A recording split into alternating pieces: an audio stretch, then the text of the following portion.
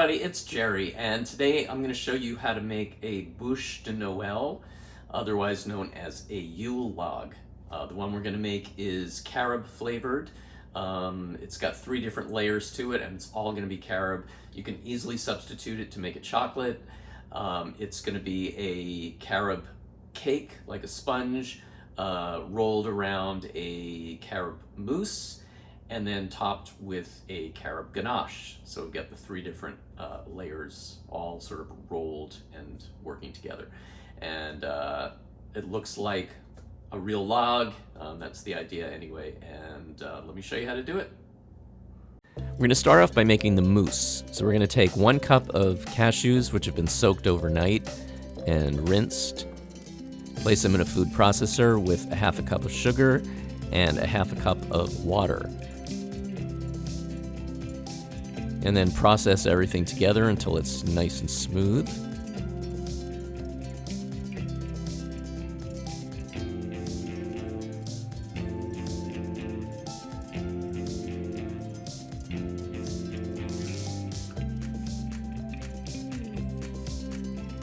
And then take 1 heaping tablespoon of kuzu and place it in a bowl with 3 tablespoons of cold water. And mix that together until the kuzu is completely dissolved in the water.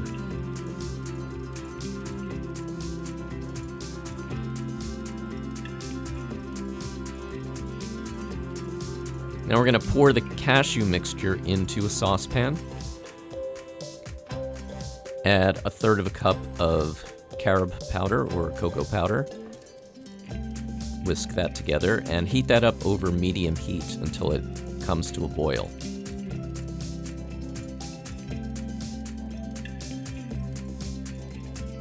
Once it starts boiling, add in the kuzu mixture.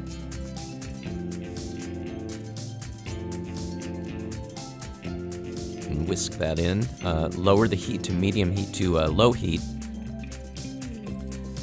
And then also add 1 teaspoon of agar-agar powder. And just continue whisking until everything is completely dissolved.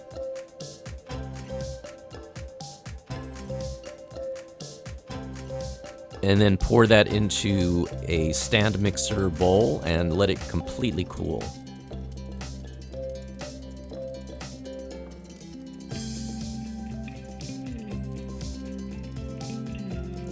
Next, we're going to make the cake portion. So we're going to take 2 teaspoons of psyllium husk, that's whole husk, along with 1 cup of water. And just mix that together and let it sit for a minute to thicken. And then we're going to add 3/4 cup of sugar, a 1/2 cup of brown rice flour, a 1/2 cup of tapioca flour, 1 tablespoon of baking powder, 1/4 teaspoon of xanthan gum,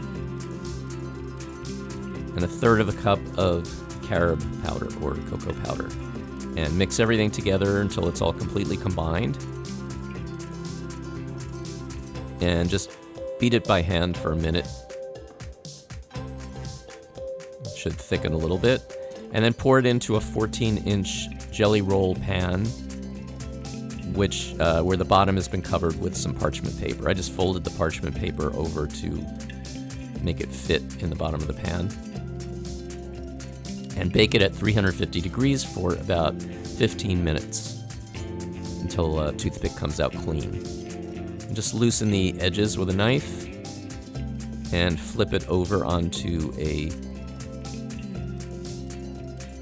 cookie dish, a cookie pan or baking pan, and then flip it back onto a flat surface again.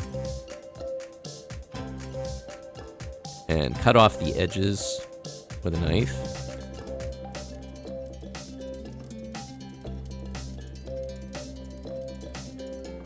And then roll it up the long way with the paper. And just keep it rolled up and let it completely cool while it's rolled up. Now once the mousse that we have so far has completely cooled, We're going to beat it with our stand mixer and just continue beating it with the whisk attachment, and then start adding in the thick cream from the coconut milk that's been chilled. Now, I added the whole can, but I'm going to suggest just adding half the can because I actually wound up with too much mousse. So I think if you just add half a can, it'll be just perfect. And then once that's all completely smooth, we can unroll the cake and spread the mousse over the surface of the cake.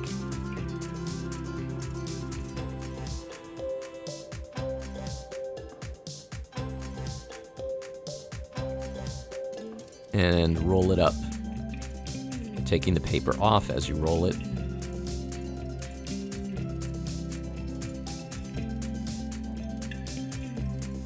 And roll it onto your serving dish. And place that in the refrigerator for the mousse to set. And once the mousse is completely set, it's nice and firm, and cut off one end of the log and to make a branch, and then cut off the other end. And you can experiment with this and make different cuts however you like it, and just set that aside. Now we're going to make the ganache by taking a half a cup of coconut butter, quarter cup of sugar, quarter cup of carob powder or coconut or cocoa powder, and then we're going to add in the cream from another can of coconut milk which has been chilled overnight, and heat that up over medium heat while mixing it together, and just continue mixing until everything is completely dissolved together, and you should get a nice liquidy consistency. And once that is cooled enough to be spreadable, spread it over the top of the log, top and sides actually.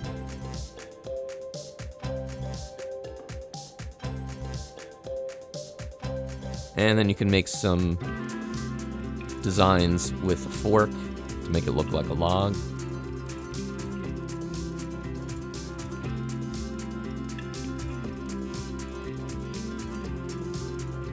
And then if you like, you can sprinkle some powdered sugar on top, and it's ready to serve.